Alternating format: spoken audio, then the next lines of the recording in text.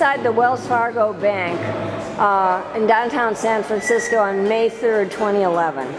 And I'm talking to a lady who is from Contra Costa Interfaith.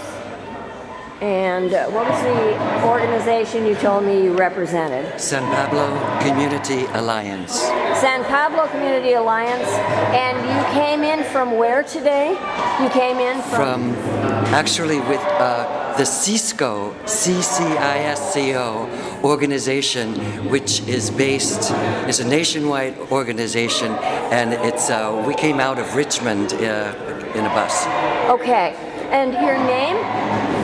Her first name Shelby. Shelby? Last name Chappell. Chappell. Correct. Okay. And we are inside the Wells Fargo Bank lobby, and Shelby is going to talk about the real concern about what these banks are doing. Go ahead. These banks that are pushing people into foreclosure, driving people into desperation, possibly into crime, by confiscating property, by fraud and manipulation. People are finally beginning to understand that they are the ones that create the wealth of the economy by their work and by their service. The banks do not create wealth. The banks manipulate money. That is their function. And you said the banks don't even create one toothpick. The banks produce nothing for the economy, and people are beginning to realize they actually skim off the wealth. What did you say Bernanke did? This is Bernanke. Bernanke in recent years has printed over $2 trillion, which is the reason why everything you buy, the cost of everything is going up. And there is no money, no actual money, gold or wealth behind that. Exactly. There's nothing behind it. It's simply paper. This all happened from going off the gold standard with Richard Nixon, and what's behind the whole thing, as people may well know, is the Federal Reserve.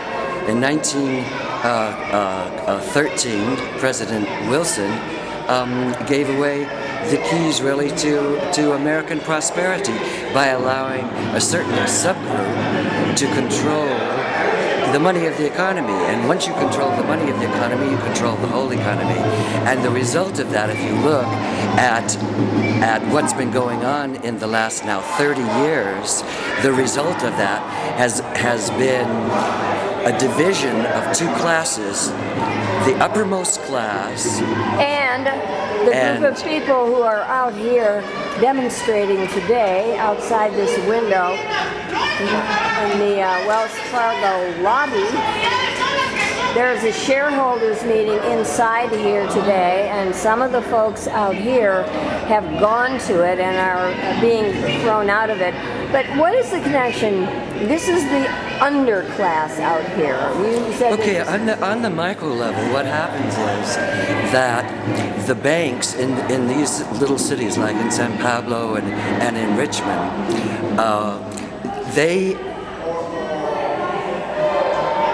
what happens is people, for instance, will get their car confiscated because they're not allowed to have driver's license, though they've been invited into this country to do the work, and the Republicans want them here because it's cheap labor and they can't defend themselves, and the Democrats want them because they see them as future voters. So no one will really make any commitment in regards to how many cross the border and when. So here these people are, and they're trapped after really an invitation, and the federal and the state and no one is willing to give them a clear communication on what their status is, and so they're here, and then they're not allowed to get driver's license. And so since they can't get a driver's license, they're stopped by the police for some menial offense or for no reason at all, and then their cars are confiscated, and then it costs thousands of dollars to get them out. Well, they don't have the thousands of dollars, and so they can't pay the next mortgage, so then they go into foreclosure, and then they go into homelessness, and then then they go on the dole, and then they cost all the taxpayers' money, and in the meantime, the real asset of this whole crazy game is the banks get the house back after these people have been paying for years on their house.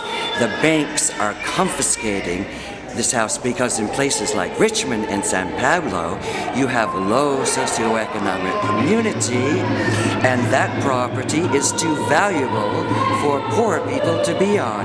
So they're trying to get rid of all of us. All of us. Shelby, thank you